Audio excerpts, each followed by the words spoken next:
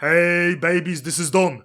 Don Kryptonium. Many knows me as the wisest man in cosmos. Many others knows me as the only one capable brain of cosmos ecosystem. And to be quite honest, I do not disagree. I agree with them. Before we start, obliterate the like button to support Don Kryptonium. I will remind this again, obliterate like button before we start. And today we're going to discuss why community-driven chains are a myth. And many will say, hey, maybe I repeat myself because I touched upon this subject before. But despite the massive disappointment and massive unfairness, in fact, I don't like the word unfairness, but those community-driven chains are often the grift chains, the chains that prey on you. And the founders of those chains often accuse the chains that raise some money for being bad. So what I'm going to do today, we are going to look up and see how those different chains do. I'm going to start with the Neutron. This is the random pick of Cosmos ecosystem, but it got a little bit of beating lately. You know, it got a little bit of beating by the guy Ryan Lyon. He said, hey, this is another bad chain. Look, very little for community. Very little. This is not fair. I do not agree with this. No.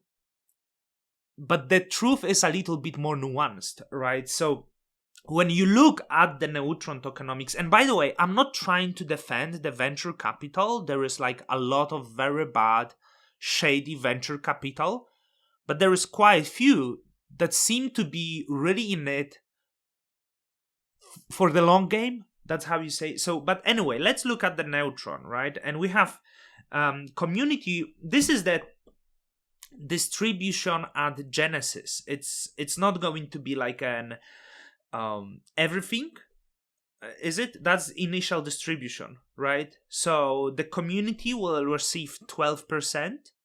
The early backers, which is investors, will receive 11%, and the founders get 23%. And it's like, hey, this is not fair. Again, they get 34%, community get only 12%. You use us as the liquidity. But it's easy to find the example of the chain that meant to be very fair, right? That didn't raise any money. Juno Network, for example. They liquidated tens of millions of dollars later on from community pool to fund themselves, to fund the friends, and founders also dumped the token months after launch, right? So what says better that you are long-term aligned with the blockchain than dumping your token since the start of the network, right? Like everyone on Ethereum knows when the network starts and founders dump, that's the rug. But in Cosmos, we're like, I don't know, retarded? Perhaps? If you would read through the paper, and everyone omitted that the founder tokens in this case are actually non-stake, like they cannot lock them up because it's not staking to receive additional rewards, and they also incapable to sell it for like 1 year. I would have to go again through the tokenomics, but I made the video. Yeah, locked for 1 year, and then linearly unlocked for the next 3 years. So if there will be hype in the first year, they cannot sell it.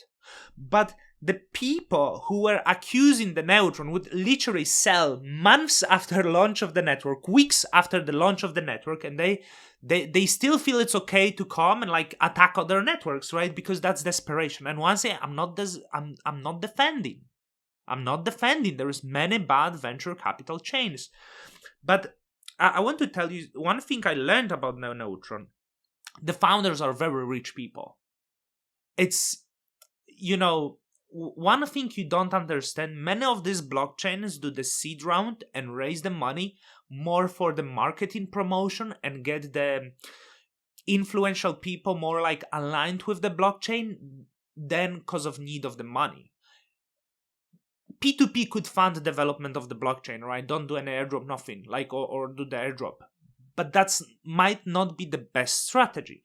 Also, raising money allows you to use these American dollars later to sell and fund the fund the development of the blockchain without liquidating of the tokens. If you don't do it, you have to liquidate of the tokens, and then you essentially go into the community and you telling them, hey, buy our token so we can sell.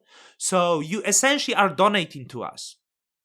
And the reason why they do it this way, why the airdrop happens, okay, it's because if you do like this, if you actually raise the money, you have to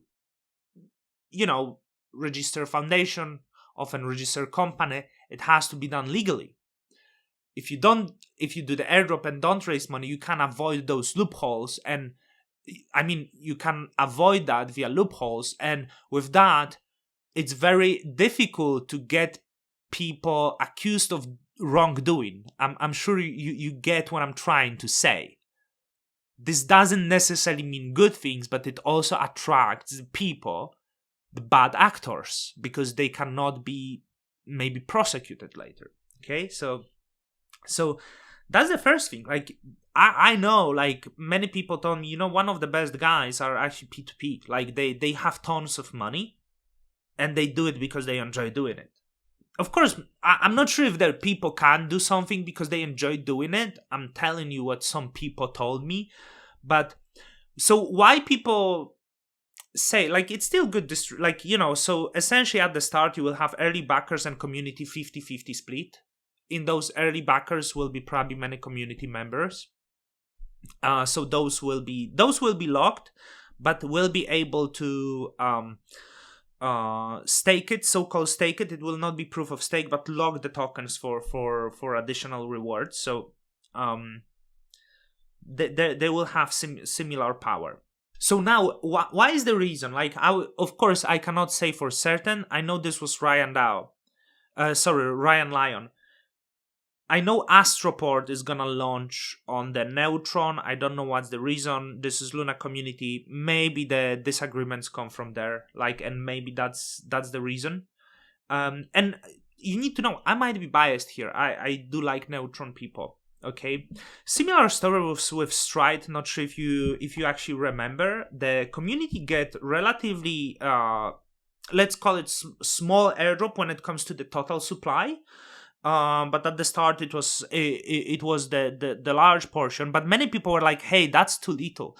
But looking now back from there, like, the token outperformed pretty much every other token in Cosmos. Was it bad, or not really? So I will let you answer. And once again, developer team has big allocation. Partners, which was 16%. They raised like $6 million. With that, they have very low inflation. They can they can introduce the mechanics, the buybacks, whatever they do, and they can tightly control the tokenomics to ensure it doesn't reflect badly on the price. So many people, I want to get back because there is some confusion. When those founders in Cosmos sell millions of dollars 1 month after launching the network, and some people come and say, like, that's okay, that's his money. Look, no one fucking does that, okay? In every normal chain, people are locked for 1 year and cannot literally do it. Like, many investors is locked. And then the founder comes to you and present himself like, hey, open source, I'm all about community. But I was poor before, and once I smelled those millions, I just fucking had to shit on you. I had to dump it, right? Like, how? Like, it doesn't make sense, okay? So it's funny, like, because I'm still standing and all of you grifters collapsing one by one. So just give you perspective and different tokenomics model. There was also example of Kanto blockchain. So I don't want to stick to this. But Kanto is another example that didn't raise money, right? I was quite defensive of Kanto before. It was because it was fun.